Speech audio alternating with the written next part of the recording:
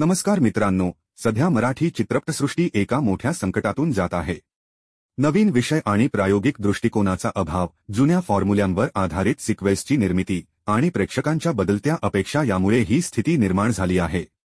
मराठी चित्रपटसृष्टीचा इतिहास हा नाविन्यपूर्ण आणि प्रयोगशील चित्रपटांनी समृद्ध आहे, पण सध्याच्या काळात अशा कंटेंटचा अभाव जाणवत आहे. मेकर्स सुरक्षित झोनमध्ये राहून जुन्या यशस्वी फॉर्म्युल्यांचा आधार घेत आहेत. मात्र असे सिक्वेल्स प्रेक्षकांना नवीन काही देत नाही, ज्यामुळे ते फ्लॉप ठरत आहेत. याशिवाय ओटीटी प्लॅटफॉर्म्सचा प्रभाव वाढल्याने प्रेक्षक घरबसल्या उत्तम कंटेंट पाहणे पसंत करत आहेत आणि थिएटरमध्ये जाणे टाळत आहेत. मराठी चित्रपटसृष्टीतील आणखी एक महत्त्वाची समस्या म्हणजे उत्पादन आणि मार्केटिंगमधील कमकुवतपणा. कमी बजेटमुळे उच्च दर्जाचे प्रोडक्शन होत नाही आणि आक्रमक मार्केटिंगचीही कमतरता असते. त्यामुळे मराठी चित्रपट मोठ्या प्रमाणावर प्रेक्षकांपर्यंत पोहोचत नाहीत. या समस्यांवर मात करण्यासाठी अनेक उपाययोजना आवश्यक आहेत. सर्वप्रथम, नवोदित लेखक आणि दिग्दर्शकांना संधी देणे गरजेचे आहे.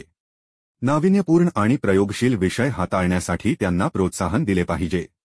उच्च दर्जाचे सिनेमॅटोग्राफी, साऊंड डिझाईन आणि एडिटिंग यावर भर दिल्यास प्रेक्षकांना आंतरराष्ट्रीय दर्जाची अनुभूती देता येईल. त्याचबरोबर प्रेक्षकांशी संवाद साधून त्यांच्या आवडीनिवडी समजून घेणे महत्त्वाचे आहे. मराठी संस्कृती आणि आधुनिकता यांचा समतोल साधणारे चित्रपट निर्मितीला प्राधान्य दिल्यास प्रेक्षकांशी जवळीक निर्माण होईल. अशा चित्रपटांना प्रेक्षकांनीही प्रतिसाद देणे गरजेचे आहे.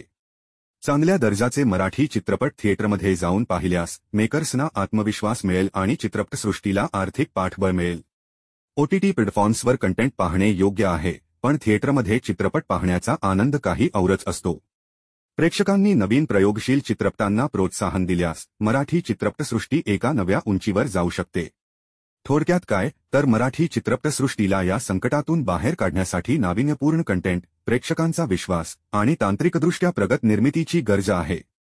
प्रेक्षकांनीही त्यांच्या पाठिंब्यामुळे या उद्योगाला बळकटी द्यायला हवी. अशा चित्रपटांना प्रोत्साहन दिल्यास मराठी चित्रपटसृष्टी पुन्हा एकदा सुवर्णकाळ अनुभवू शकेल. तुम्हाला काय वाटतं? कमेंटमध्ये नक्की कळवा. धन्यवाद.